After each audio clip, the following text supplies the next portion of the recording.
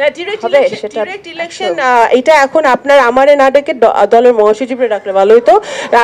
সেটা ডিরেক্ট ইলেকশনে উনি বলতে পারতো, but of course as a women politician I want more women to participate in direct election. সেটা তো বাঞ্ছনীয়।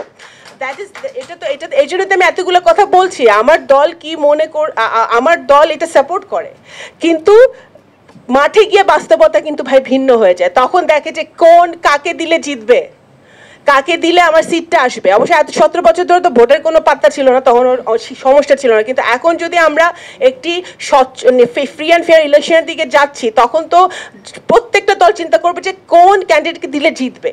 সো নারীদেরকে আগের থেকে দিতে হবে। ওই নারীটা 3 বছর ধরে কাজ করুক, তারপর সে ডেভেলপ করুক, তারপর সে তাকে নমিনেশন দেওয়া হোক। তো পার্টিকুলার ইন্টেনশন প্রথমে থাকতে হবে। এই জন্য আমি বলছি আপনারা সবাই মিলে দয়া করে পার্টিদেরকে এবং প্রফেসর ইউনুসকে চিঠি দেন যে এগুলো আমরা চাই, এটা আপনারা করেন। আরেকটা যেটা আমি বলে শেষ করে দিতে চাই, যে এই যে দ্বৈত প্রতিনিধিত্ব একটা আসছে, এটা actually problematic. It is not possible, it is not practical.